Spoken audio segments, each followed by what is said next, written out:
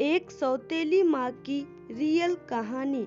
एक व्यक्ति था, उसकी पत्नी का देहांत डिलीवरी के दौरान ही हो गया था, परंतु किसी तरह बच्चा हो गया था। छोटा बच्चा माँ के बिना कैसे संभाला जाएगा, ये एक बहुत ही चिंता का विषय हो गया था। कई मित्रों व सगे संबंधियों के कहने पर उसने पुनः विवाह किया। बच्चे को नई माँ मिल गई। नई माँ बच्चे की लालन पालन और देखभाल करने लगी। बच्चे को भी लगा जैसे कि उसकी माँ फिर से मिल गई।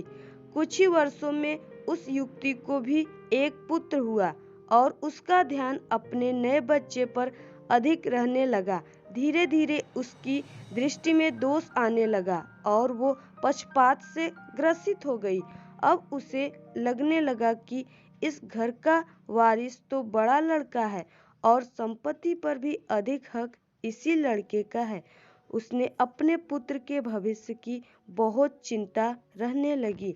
उसने अपने पति को समझाया बुझा के राजी किया और बड़े लड़के की पढ़ाई लिखाई सब कुछ छुड़वा दी और घर के नौकर को भी हटा दिया तथा सब काम उसी लड़के से कराने लगी। बच्चे के ऊपर बहुत बड़ी विपदा आ पड़ी। वो अभी दूसरी कक्षा में ही था और दुनियादारी कुछ नहीं जानता था। उसे यही लगता था माँ ने सही किया होगा। घर का सारा काम करते करते पूरा दिन बीत जाता था। धीरे धीरे माँ ने उसे समझा दिया कि उसका असली कार्य अपने छोटे भाई की सेवा ही है और उसका छोटा भाई ही असली मालिक है। बच्चे ने माँ की आज्ञा मान ली और सदा ही अपने भाई की सेवा संभाल में तत्पर रहने लगा। अब वो बड़े लड़कों को जरा जरा सी गलती होने पर डांटने मारने भी लगी थी ताकि उस पर एक भय बना रहे। वो कोई अच्छे से अच्छा काम भी करता तो उसकी सौतेली माँ उसे बिल्कुल बेकार बताती, लेकिन फिर भी बालक के मन में माता पिता के लिए प्यार ही उभरता। वो उसे सौतेली नहीं मान पाता था। उस औरत ने घर के पूजा पाठ का जिम्मा भी उसी बच्चे को दे रखा था। अतः उस बालक की बुद्धि धीरे धीरे आध्यात्मिक होने लगी। जैसे जैसे वो बड़ा होने लगा उसे सच्चाई समझ में आने लगी, लेकिन वो अपना सब दुख भगवान से ही कहकर संतोष कर लेता था और उसका सारा दुख समाप्त हो जाता था। पिता से वो बहुत प्रीति करता था और जानता था कि पिता उसकी स्थिति से बहुत दुखी रहते हैं, लेकिन वो उनसे हमेशा माँ की बड़ाई ही करता था। पिता का होना ही उसके लिए बहुत था, परंतु उसके पिता भी एक बीमारी में चल बसे और वो बिल्कुल अकेला हो गया। बस भगवान ही उसके रह गए। समय बीतने लगा और दोनों बच्चे बड़े हो गए। अब घर का सारा अधिकार सौतेली माँ के हाथ में था। योजना के अनुसार बड़े बच्चे की शादी उस औरत ने बहुत ही गरीब घर में वो अनपढ़ औरत से करी तथा अपने पुत्र की बहुत बड़े घर में वो पढ़ी लिखी युवती से करी। उसने बड़े लड़के को नौकरों वाले घर में से एक घर दे दिया और उसकी पत्नी को भी बता दिया कि उसका असली कार्य मालकिन यानी छोटी बहू की सेवा करना ही है। छोटे लड़के के लिए उसने बहुत बड़ा भवन बनवाया था और स्वयं उसी में उन्हीं के साथ निवास करने लगी। बड़ा लड़का खुशी से अपना जीवन व्यतीत करने लगा और पत्नी के साथ माँ व छोटे भाई के परिवार की सेवा करने लगा। छोटे लड़के की स्त्री को उसकी माँ बहुत अखरती थी। उसे लगता था कि मालकिन उसे होना चाहिए।